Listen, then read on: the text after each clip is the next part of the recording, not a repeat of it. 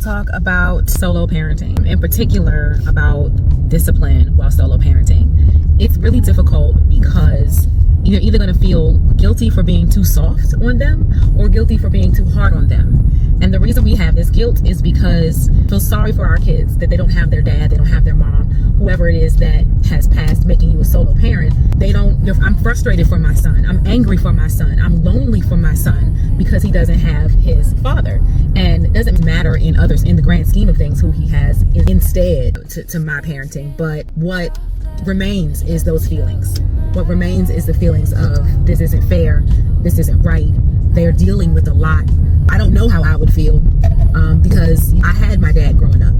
And so I don't know what it's like to grow up without a dad and have the feelings and the pressure and the expectation and the growing pains and all the things with only one parent. I don't know what that's like.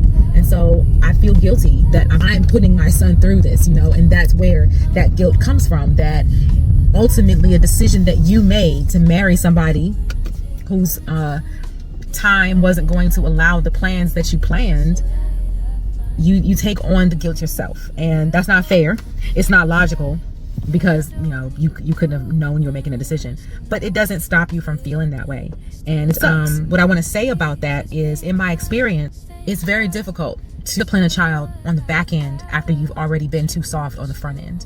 And what I mean by that is my mistakes with or the lessons that I have learned in parenting is because I was so soft and cautious and feeling those feelings about guilt for my husband not being there for my son, his father not being there. They caused me to excuse a lot of his flaws because I'm doing both. I'm praising his progress and excusing his flaws.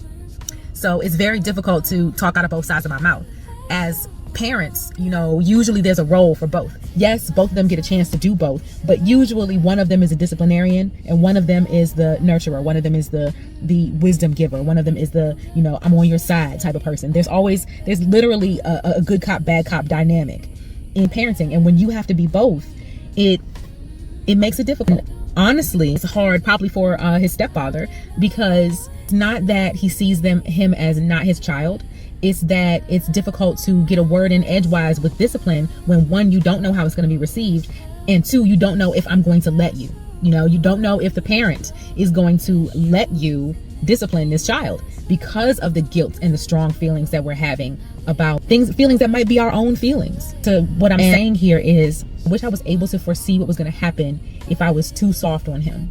I wish I had gone ahead and pushed through the uncomfortable feelings of trying harder to be balanced in my discipline versus praise for him, because I used redirection instead of discipline. Ooh, look at that. Why don't you do this instead? Just misdirection and redirection to deflect from the harshness of discipline. From when he was a baby up until he was a teenager, it's always been, well, what about this? Or what about that? Or let's talk about it. And it's labeled as like soft parenting or gentle parenting.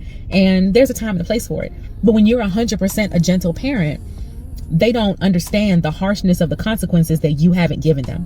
They don't understand that the world is going to give them these consequences without prejudice, without any gentleness at all. And so you're further setting them up to be hit harder in the real world. So now I'm faced as a parent with pulling out the discipline guns when this is not what he's used to. So it's going to seem like I'm coming down extra hard, but I have no choice because I never came down hard at all. It's not that he never got punished or anything like that.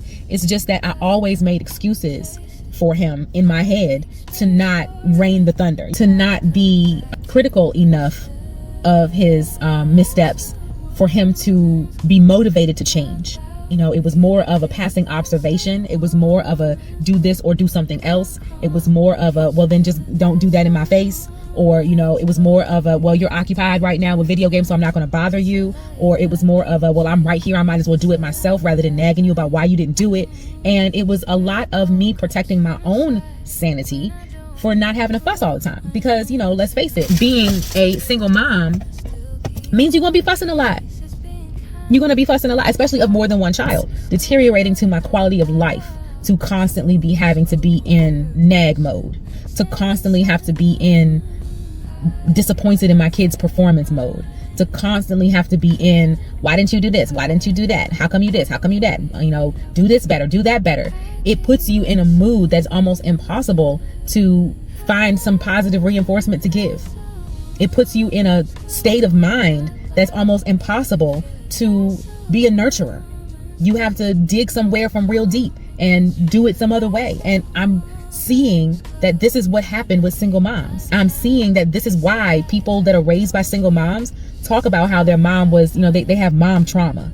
Because the trauma that happens to their mom when she's trying to be a good mom and has no sounding board to bounce off of, no partnership to do this with, no extra love to pull out the reinforcements, to tag team when she don't have none because she just finished fussing. Like, this is what happens when you're a single mother. This is what happens when you're a single parent. And I'm having to retrace my steps and on the back end say, okay, well, I gave you all the love in the beginning. Now I have to give you love and discipline. And it's a difficult task. I'm not going to lie. I'm not going to sit here and be like, oh, balance is the key. And oh, gentle parenting can be done with both discipline and nurturing. You try it.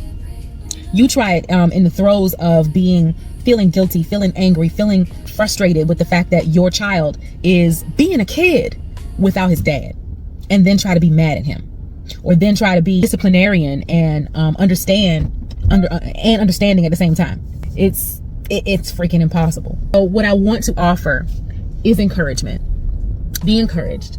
First of all, you're not alone in this. You don't have to parent them alone. You can absolutely invest in therapy for yourself and your child. For yourself, though, I say, so that you can get some tools in how to parent with duality, because that's where we are right now. No, you can't be two people, but you do have to be slightly dual-minded with discipline and nurturing in mind in order to raise a healthy child, in order to be able to give out a healthy dose of both and keep your sanity. So that's what therapy for you is for. And then for them, now you can, another little bonus for you, you can, if you get a good therapist, you can feel like you are doing something for that void. Maybe that will help you feel less guilty about the fact that they even have the void in the first place, because we're not going to sit here and act like we don't feel guilty for that, even though we didn't take our husbands out of this world. We didn't take their father out of the world. We still feel guilty and partly responsible for the life that we have to raise this child in. And maybe that will help with that guilty feeling. It did for me a little bit. But also mainly get them a therapist so that they can work through and have another sounding board in an adult other than you. Because if there are feelings that they're feeling where they don't feel safe talking to you, and I'm not talking about like, oh, they think that something bad is going to happen, they think you're going to hit them, or they think it's going to, but children are overprotective of mommy, even when they're mad at mommy. There are sometimes that overprotection will slip off and you'll really see how they really feel. But a lot of times they will bottle how they feel to spare you, because when mommy hurts, they hurt. Trust me, the teenage years will unscrew that cap. It's not just your kid. Your kid is not a monster. Teenage years are just that way. To let you know you're not alone in your feelings about how to discipline your child. You're not alone in your feeling inadequate and guilty. All these feelings about this child and how they have to be raised now. You're not alone.